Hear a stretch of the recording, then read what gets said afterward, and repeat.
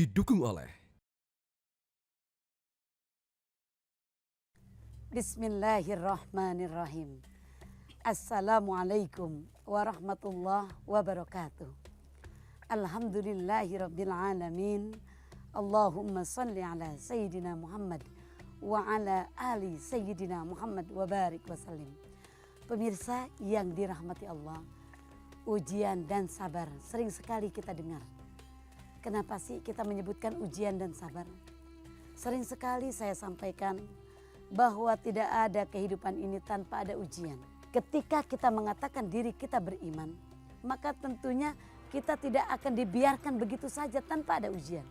Lalu kemudian kita merasa bahwa ujian kita sangat berat. Ujian kita begitu besar menimpa pada diri kita. Akan tetapi betapa kita tidak menyadari di balik ujian yang menimpa pada diri kita terkandung hikmah yang sangat besar, insya Allah. Kita tahu bahwa ujian yang terbesar yang Allah berikan bukan kepada kita, tetapi kepada hamba-hamba Allah yang dicintai. Ujian yang terbesar kita tahu terjadi pada Rasulullah SAW. Sejarah menyebutnya tahun yang terjadi banyak ujian pada masa Rasulullah disebut dengan nama Amul Huzni, tahun duka cita. Betapa tidak Rasulullah SAW berjuang untuk mendakwahkan Islam. Di kota Mekah rintangan yang dihadapi oleh Rasulullah luar biasa. Pada tahun ke-7 dari pengangkatan Muhammad sebagai Rasulullah, luar biasa rintangan dakwah Rasulullah. Tidak tanggung-tanggung, orang yang mengikuti dakwah ajaran Rasulullah dibunuh, disiksa oleh orang-orang musyrikin, oleh kafir Quraisy.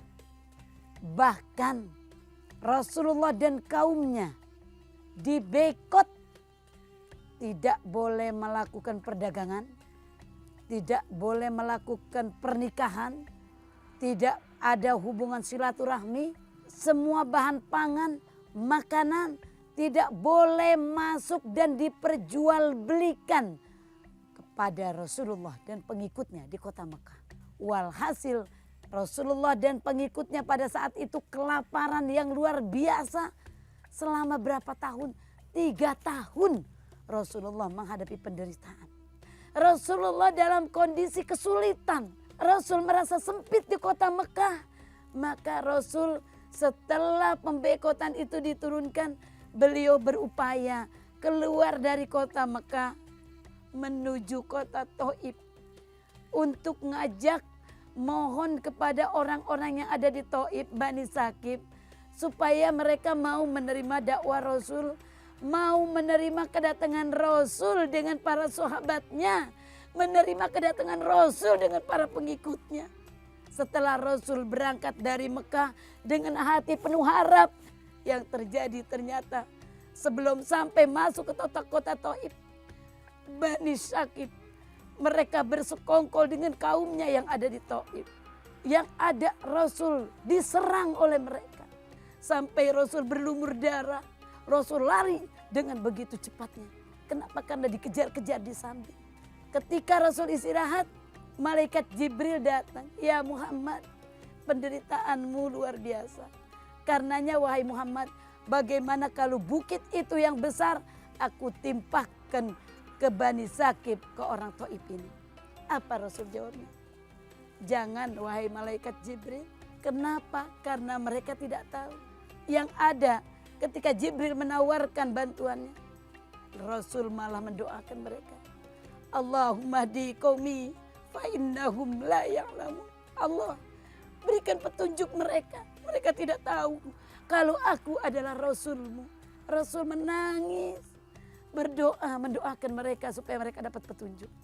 Setelah pembekotan selesai, maka Rasul diuji kembali. Dengan apa diujinya? Pada tahun ke-10 setelah pengangkatan Rasulullah, 3 tahun sebelum hijrah ke Madinah, istri kesayangan yang selalu mendampingi beliau sakit dan meninggal dunia. Belum juga reda Khadijah meninggal dunia, belum sembuh hati, tidak berapa lama wafat orang yang menolongnya, yang sejak kecil merawat beliau. Siapa? Abu Thalib, orang yang selalu melindungi Rasulullah, meninggal dunia pula. Luar biasa ujian yang Allah berikan kepada Rasulullah. Rasul terus menangis, mengadukan kepada Allah. Tetapi Rasul tetap sabar.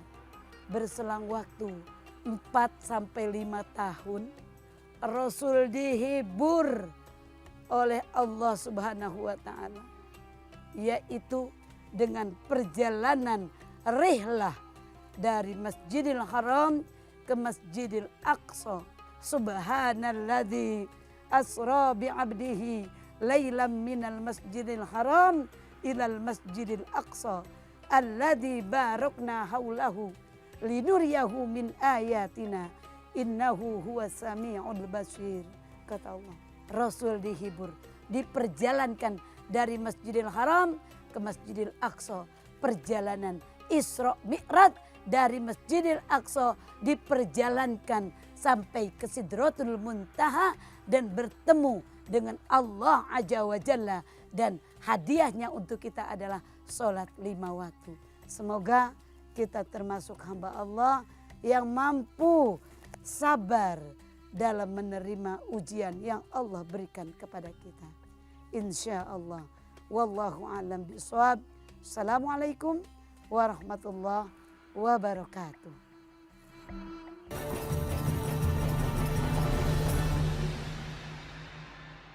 Didukung oleh jelajahi cara baru mendapatkan informasi. Download Metro TV Extend sekarang.